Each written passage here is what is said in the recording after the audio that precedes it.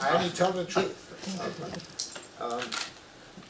The only thing, significant thing that you left out that I can think of offhand is that to get to France, I created a job which didn't need to be created at all as coordinator of the pool. You see, life was 1/4 of a pool. You've all heard about pools. They're Bring this closer to your... Can you hear me? Although, Yeah. Okay. Photo pools are constantly organized in situations which are tight, and there were in my day I was the London picture editor for Life magazine. I began working for Life even before the war started, and worked in 6 different offices actually during the war. New York, Washington, Chicago, Los Angeles, London, and Paris. But we were in wartime.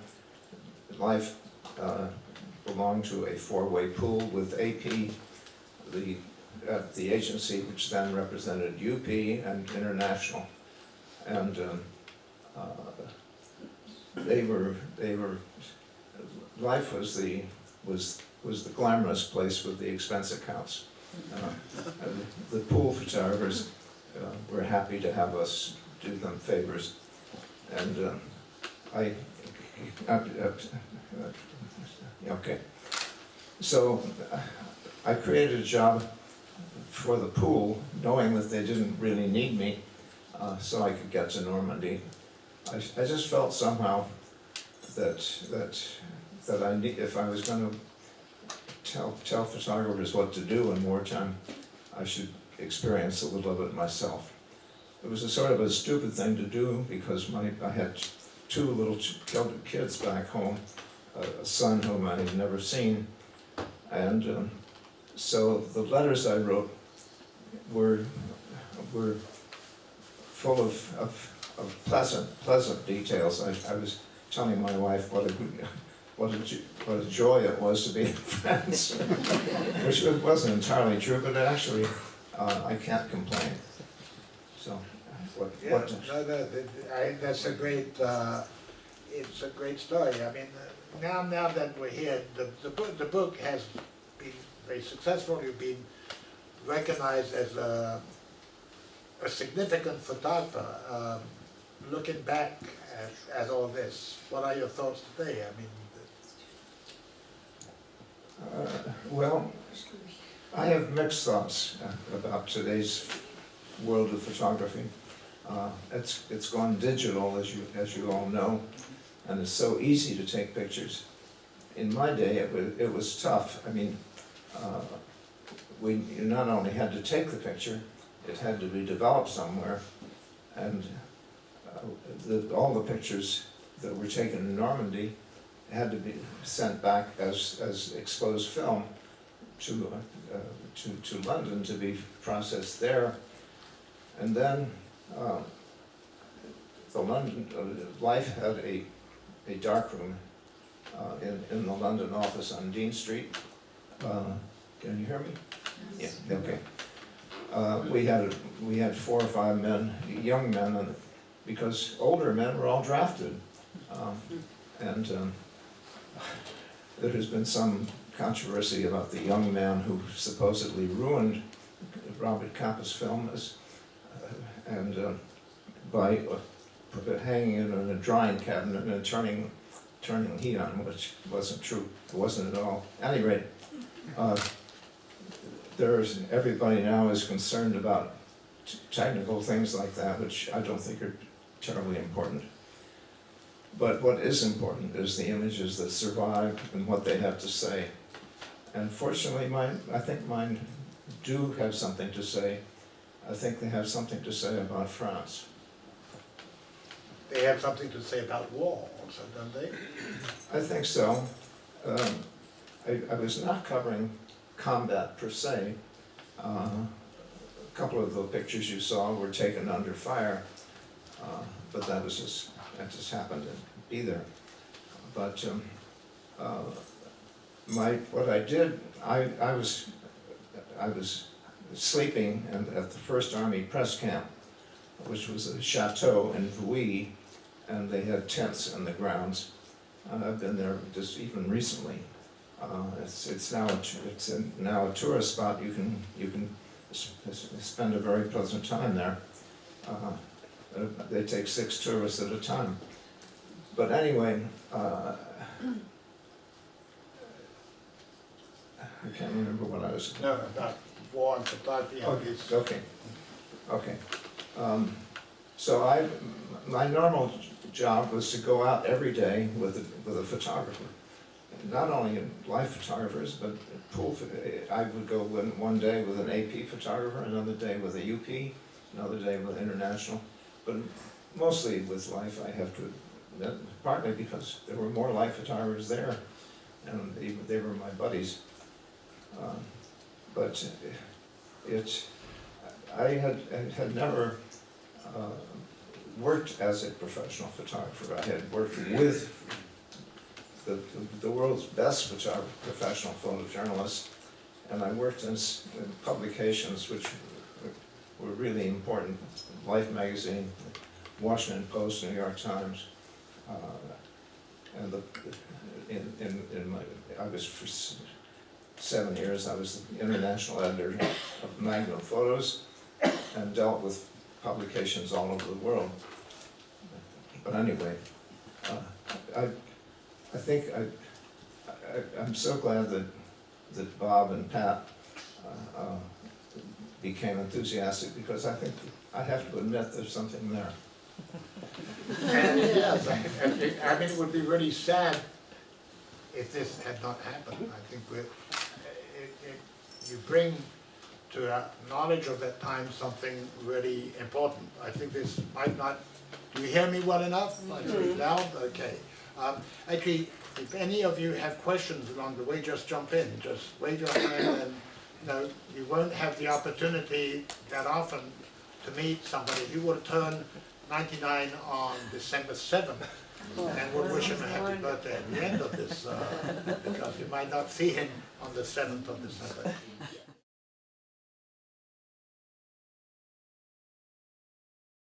I didn't develop. I just sent it back to London. And it was developed there. They processed it, but they didn't. They didn't send it to New York right away. There are the stamps on the back that show the dates when it was sent. Please.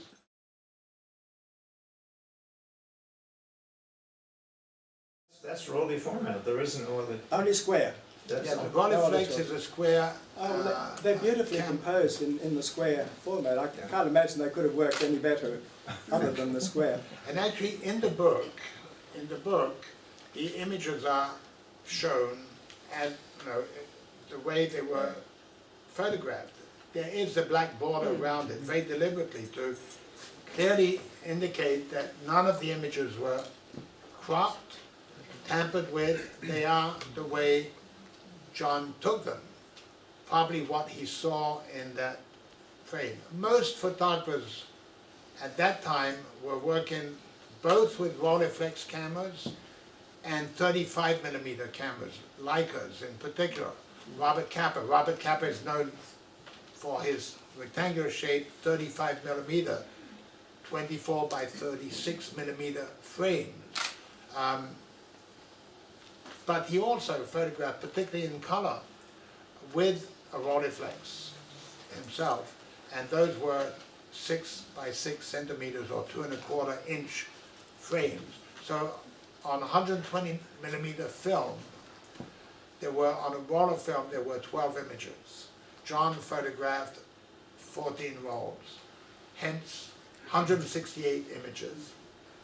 There are 56 images in the book. There are a number of images that were lost because John didn't take his negatives too seriously. So that's a very, very high ratio of good photographs in relation to the number of pictures he took.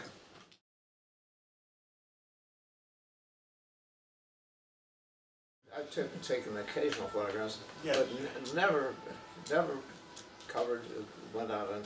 I often went out on stories with photographers as their assistants. Well, I was going to ask, because I thought that you had some other photographs that were taken. I only wish he did, we'd do another book. But he is doing another book. John is doing another book. John is doing another book, but not with his images, but images that are important to him over the century, almost century, he has lived through. The book, the title of it will be called My Century.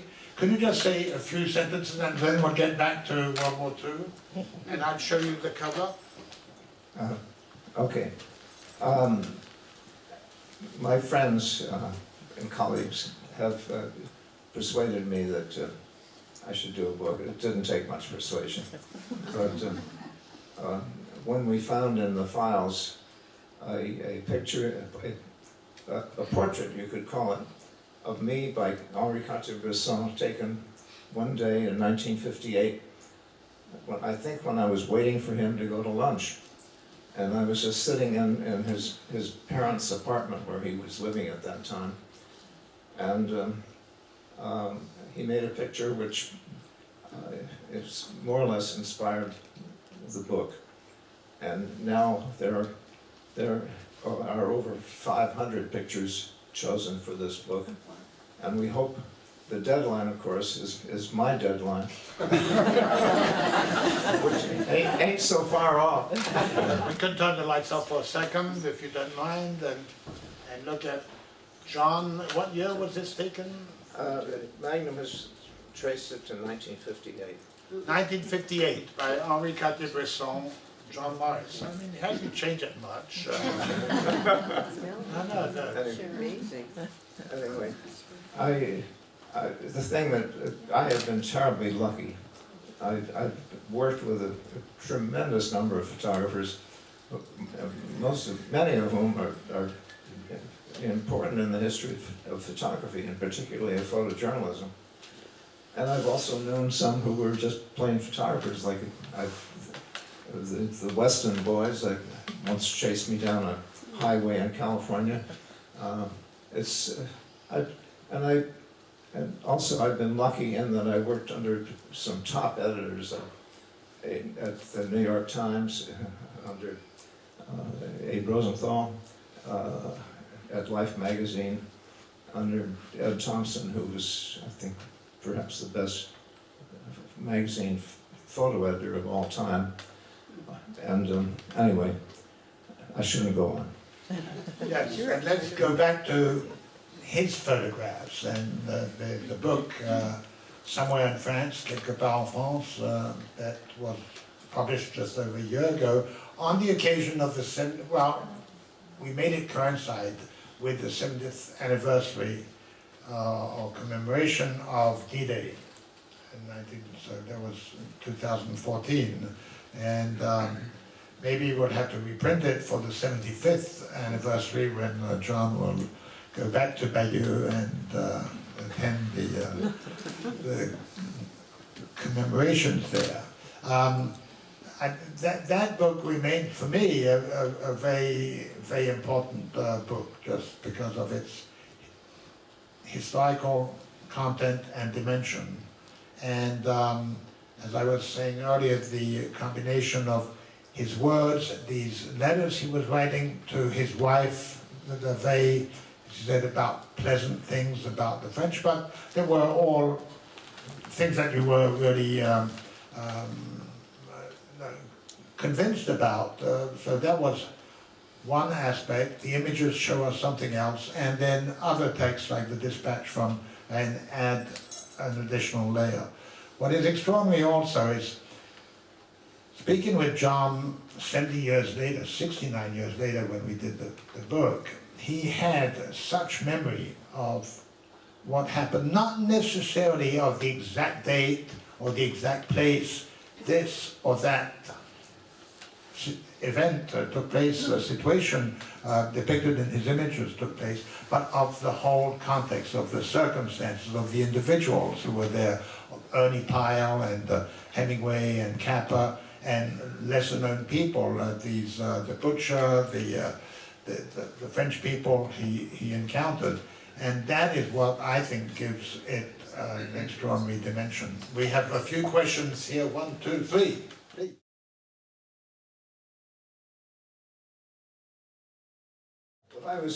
Well, I landed on, I was able to walk ashore on a beach that had been contested, but the fighting had moved inland. There was still a lot of fighting going on, but not on that beach. And I thought, what a nice place. And, and I was met by a jeep, and I was with another correspondent. It was Utah Beach, right? Utah, yeah, it was called Utah Beach. And sadly, all the film taken on the landing on Utah Beach had been dropped into the English Channel by an officer who was supposedly taking it back to England. So there was no existing record but the fighting was nowhere near as intense there. But I could go on and on about my impression. You landed at Utah 5 or 6 in the morning, and what happened that day? I was met by a jeep. And And I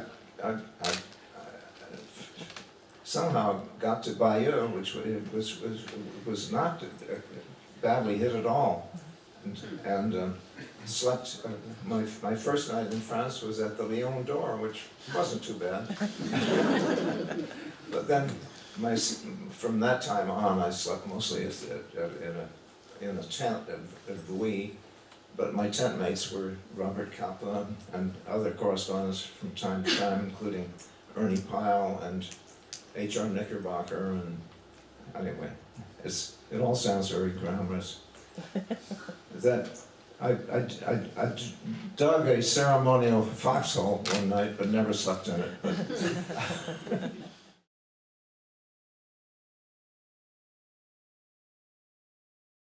I hesitate to answer the second question because it insults all the rest. But the first question is easy. I remember a day in my room at the Hotel Pastoria in London, talking with Robert Capa and Ernst Haas, who was a magnum photographer, a wonderful and underrated. Well, he was in history. He's underrated. And Ernst said to Bob, the thing that makes a good picture is the eye, the head, the eye and the heart. And those are the things, the head is, the picture should say something. What is its content? The eye it should compose somehow. Good pictures normally are strong composition, and I won't argue, I won't try to talk about what kind of strong composition is. It's definitely something one looks for, and the third thing is passion, a feeling. So.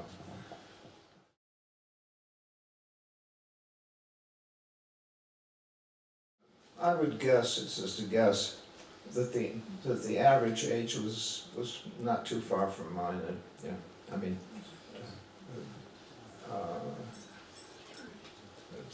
Most of the soldiers in Normandy had been around in a long time.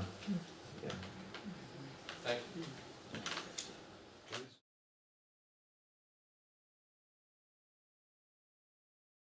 The French resistance was wonderful. There's a picture which I took. It's the one that it was shown on the screen of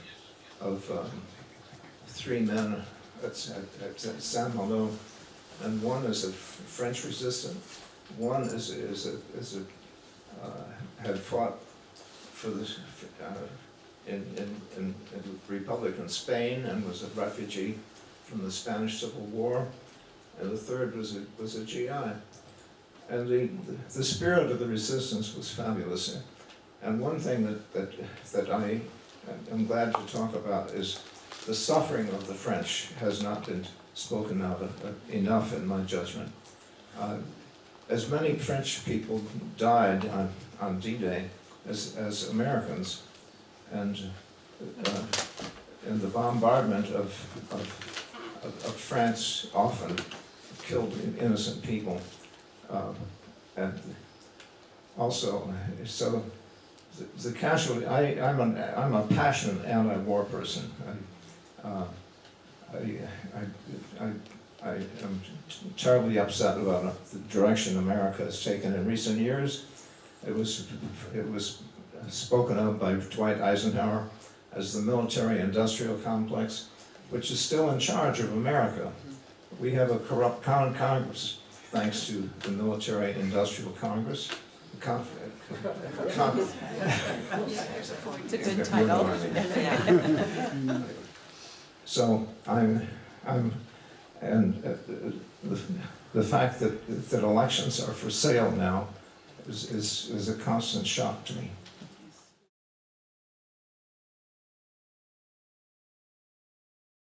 It's absolutely authentic. You couldn't set up a picture like that. And fortunately, a recording of a radio program has recently turned up and is now in the files of the ICP in New York, in which Capa tells how he shot that picture without knowing it. He was holding a camera over his head. He hadn't the vaguest idea what he'd gotten, and he didn't know until he saw it published.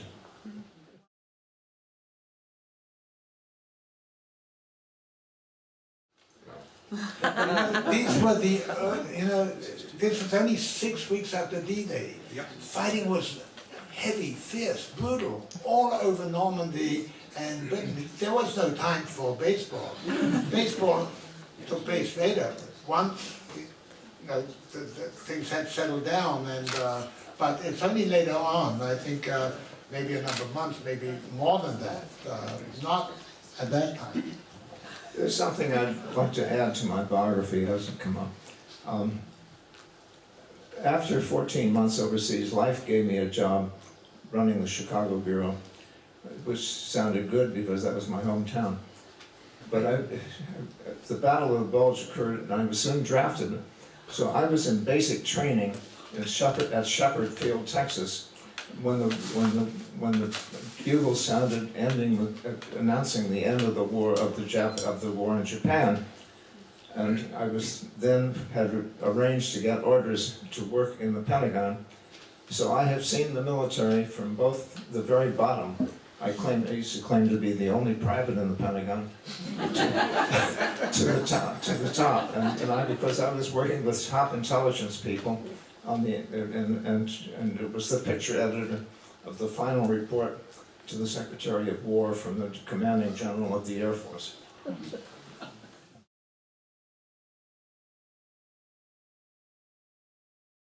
Don't ask me.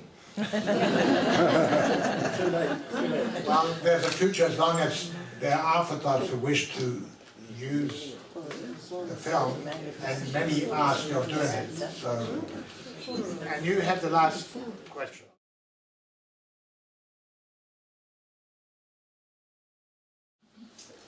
There are so many mix-ups in photojournalism, I don't know where to start. But I think the mix-ups happen more in the lab.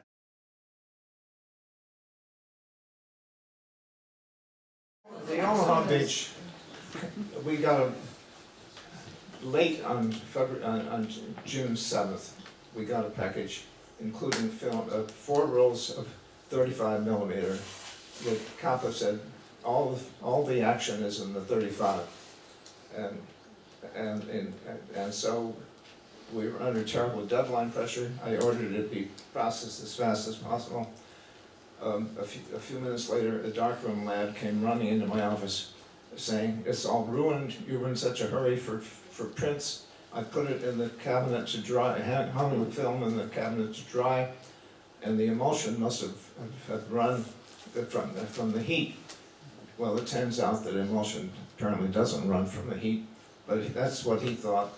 He told me that, and I rushed to the darkroom and looked at 3 rolls, 3 of the 4 rolls. There wasn't anything on it. It was just blank, and I threw it in the wastebasket. The 4th roll, there were 11 frames that could be printed. And we printed every single one and threw the rest in the wastebasket. I mean, it was just blank film.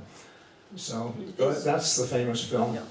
And now by somebody whose name I won't mention, I have been accused of a conspiracy to hide the ineptness of Robert Capa and the life photo operation, and that this has been a conspiracy to cover the truth for 70 years.